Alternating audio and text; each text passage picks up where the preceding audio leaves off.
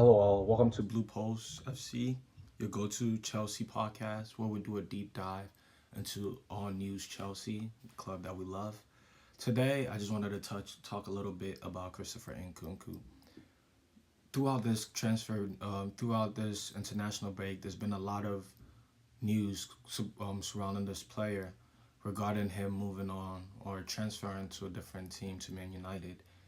And there's been a lot of talks between the Chelsea fans, the Chelsea podcast, and all of that, saying that he hasn't been playing particularly very well, and it would be a good move for him. Some people are saying they don't rate him. Some people are also saying he doesn't fit the system.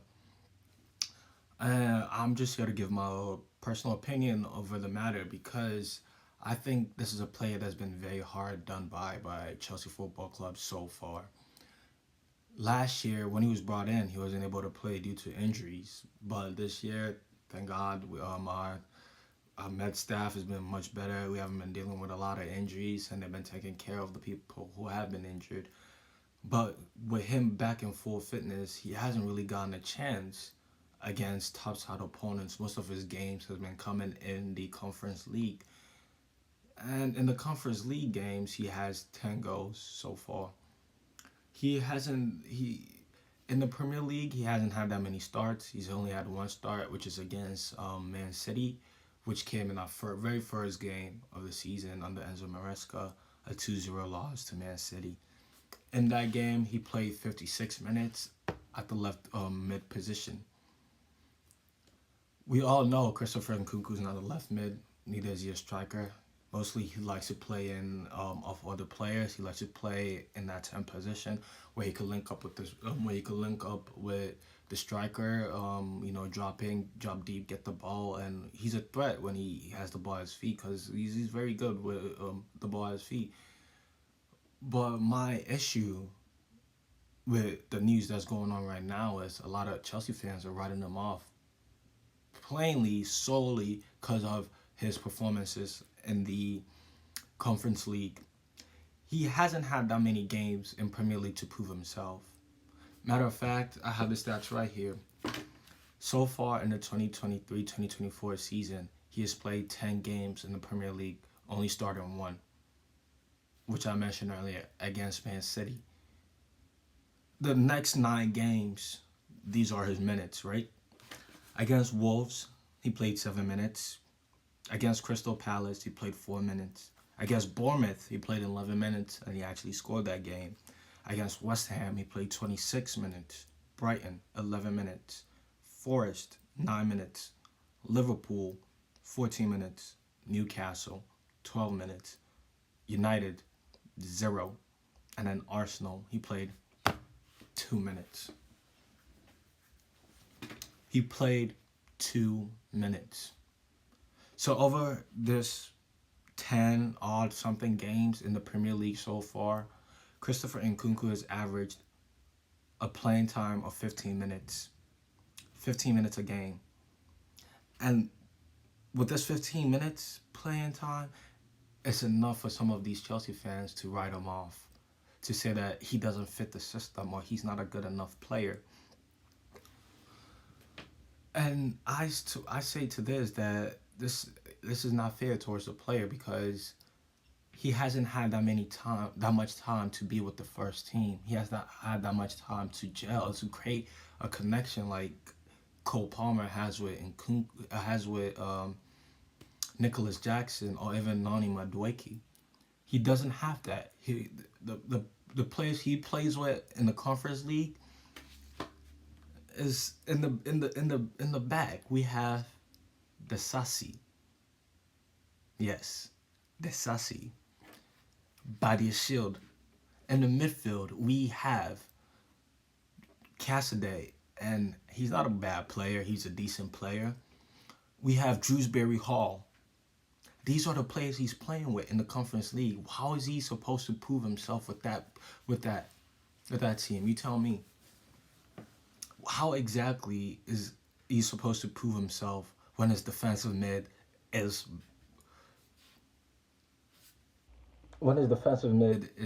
Cassidy? Please explain. He hasn't had that many time playing with a solid defenseman such as Caicedo. Because I'm sure if he's playing with Caicedo behind him, Nkunku wouldn't have to worry. Nkunku would be putting up some very good performances. I'm not saying if he comes on into Arsenal game early, he scores or wins us the game, but he might be the difference changer that we needed. Because we did like a little bit of defense. I did like a little bit of creativity those games. Against Liverpool, for instance, where Palmer was marked out the game. I'd have loved to see him there, but in that game, 14 minutes. What is he supposed to do in 14 minutes? Let's be realistic. What exactly is he supposed to do in 14 minutes? Nothing. Nothing. So based off his performances against Conference League sides, against playing with people like Badiashile, Desasi, Cassidy, Shrewsbury Hall, Mudryk, Jurgensen, we're saying this player is not good enough to play for Chelsea.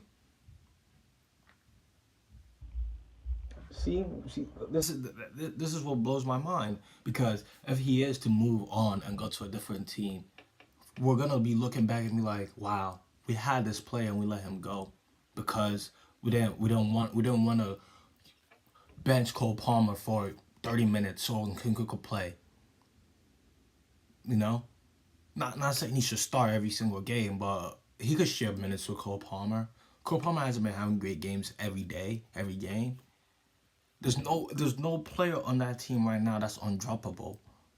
Maybe Pedro Neto. Pedro Neto has been putting up a good performance.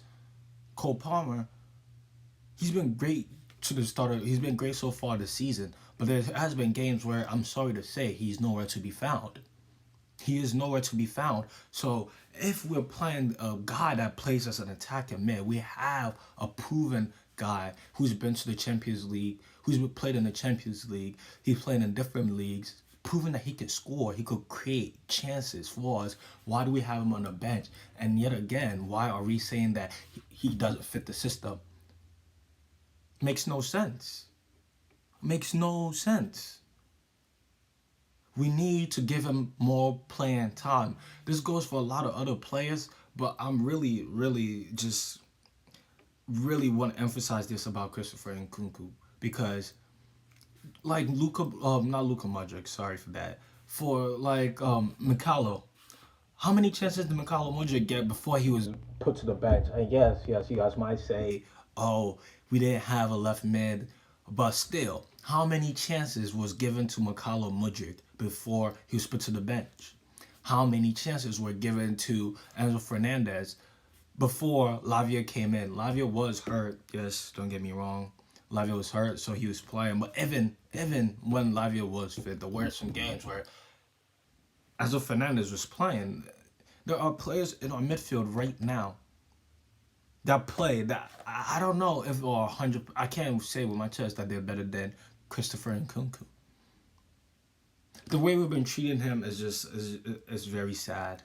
It's very sad to see, and I would really hope that in the next coming games he gets an opportunity to show himself in his actual position. Not as a false nine, not as a nine, not as a left winger, not as a right winger. We want to see him as a center attacking midfielder. Let's give him 5 games as a center attacking midfielder in the Premier League and see how he plays. Let's see how he deals with the Premier League competition. After that, and we could say, yes, this guy, he might not be what we thought he was, but we're not going to judge him based off the Conference League games that he's played. We're not going to judge him based off the average of 15 minutes in 10 games in the Premier League. That's not what we're going to do. We're just not going to do that. I think Christopher Nkunku should stay and he should get more minutes. By the end of the season, if he's played in a good amount of Premier League games and we still not seeing any results from him, then I'll put my hands up. I'll say, you know what? Let's sell this guy. He's not gonna fit in the system. But as of now, there's nothing that's showing me that he can be a Chelsea player or he can be good enough for us. Thank you. This is just a little rant that I just wanted to go on. Thank you guys for tuning in, for watching. If you made it this far, please don't forget to like and subscribe. I'll be posting a preview for our Leicester game. Thank you so much for the support. Up to Chelsea.